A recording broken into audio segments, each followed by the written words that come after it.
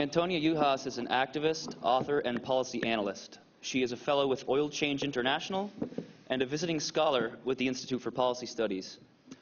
Her articles and opinion pieces appear regularly in newspapers, magazines, and online outlets, including the International Herald Tribune, New York Times, and Los Angeles Times. She is author of The Bush Agenda, Invading the World One Economy at a Time, and the forthcoming The Tyranny of Oil, the World's Most Powerful Industry, and What We Must Do to Stop It.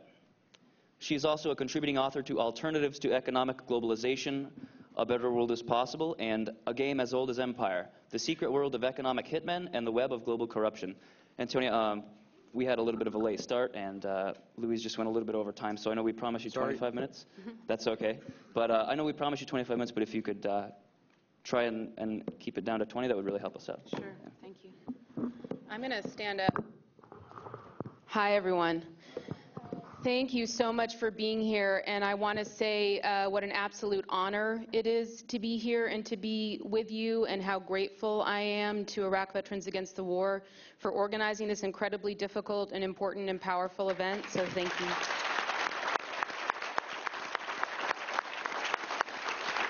And I'm deeply moved to be here, and the purpose of my testimony is to provide support to those brave soldiers who are here, those who are standing up against the war, those who are resisting the war, those who are taking action about and against the war, and to provide testimony that supports that activity and those positions. But also we were asked, very critically importantly, by the panel leader to make sure that we bring the lived experiences of Iraqis into this discussion and the impact on the ground of Iraqis. And I'm going to attempt to address both of those things in my testimony, with the point of the testimony being that the United States invasion of Iraq was an illegal act of war. It was unsupported by either international law, U.S. law, the U.S. Military Code of Conduct, nor basic morality. In the execution of the war and the ongoing occupation, moreover, a clear pattern of war crimes and crimes against humanity have and are being committed. Soldiers, therefore, who refuse to fight, who stand up to the war, who speak out and act out against the war, are not only morally right in their response, but legally required to take such measures. They are upholding their obligation to reject illegal orders and to defend the Constitution of the United States.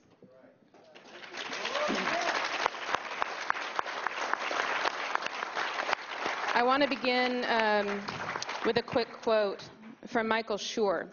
He was the CIA's former senior lead expert on al-Qaeda. He quit in protest of the actions taken by the Bush administration and has since written several critical books. I'm going to quote from one of those, Imperial Hubris. "The U.S. invasion of Iraq was not preemption.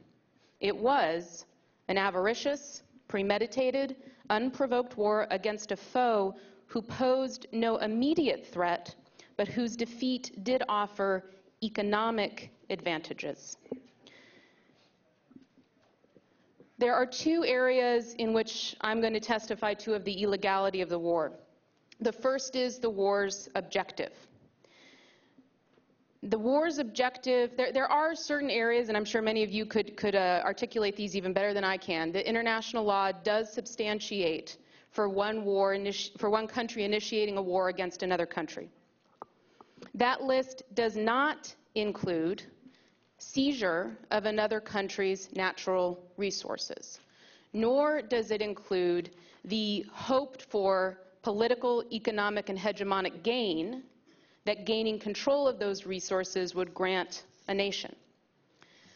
I certainly do not stand as a minority person at this point in stating quite an obvious fact, which is quite obvious at this point and said by far more prestigious people than myself, that the war in Iraq was clearly a war launched and fought for and continued to be fought for oil.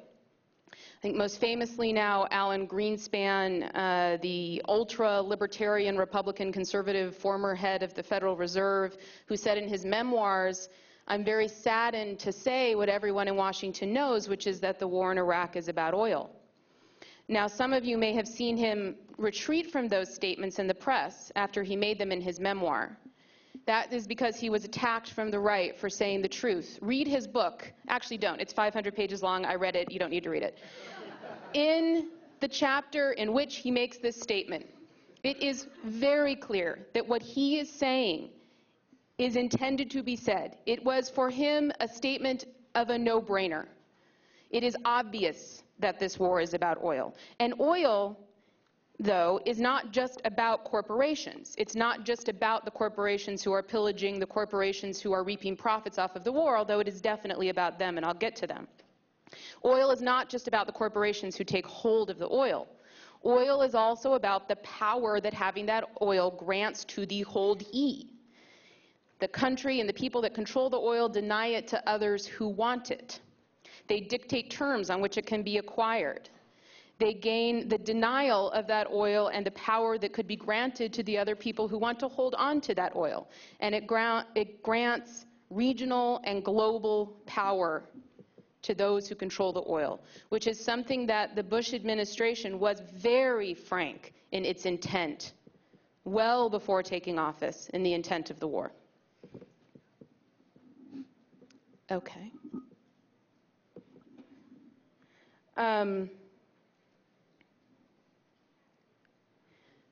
The other side of the illegality of the war is the conduct of the war. And the testimony that we've heard so far from Kelly and Luis about the contractors, the manipulation of contractors, this was not haphazard. This was not something that just happened because of bad oversight or bad planning.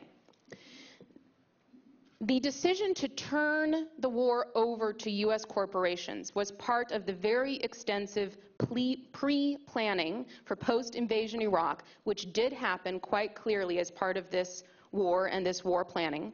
The Bush administration had very clear post-invasion plans. They were laid out, they were well articulated, and they have been followed. Those plans included the complete economic restructuring of the Iraqi economy to allow U.S. corporations in. And if I had time, I would quote from the companies, but I don't. The companies' clear stated intent to, one, stay put in Iraq because they saw it as a potential economic boom, and two, to see Iraq as a jumping off point from which they would gain access to the rest of the Middle East. And they state that quite clearly in their intentions.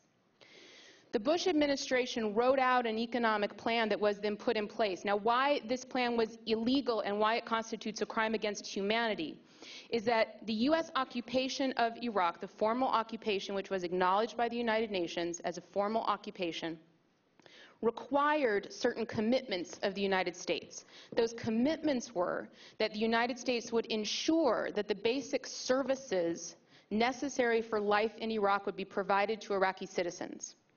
But it would be excluded from rewriting the basic laws of the nation. The Bush administration did exactly the opposite. It did not provide services, and it did completely rewrite the economic laws. Now, the impact of not providing the services, and I'll try and go into the details of that, are that today, while there are 2.2 million Iraqi refugees who have fled Iraq, 2.2 million who have left the country, that doesn't include the displaced, the United Nations actually does not suggest that those Iraqis return to Iraq. It suggests that they stay away. And the reason why it suggests that they stay away is not security. It's because there is no water, there is no electricity, there is no health care, there is no shelter, there are no roads. And it is not a safe place for Iraqis to be. And that does not just make it unsafe for Iraqis. So just a few days ago, in responding to a question about what will happen if progress is not made on improving the quality of life for average Iraqis, Major General Mark Hertling, commander of U.S. forces in northern Iraq, said, "I'm going to see more soldiers hurt and killed, and we are not going to be able to reduce the number of forces because there's going to be more people out there planting bombs and shooting people."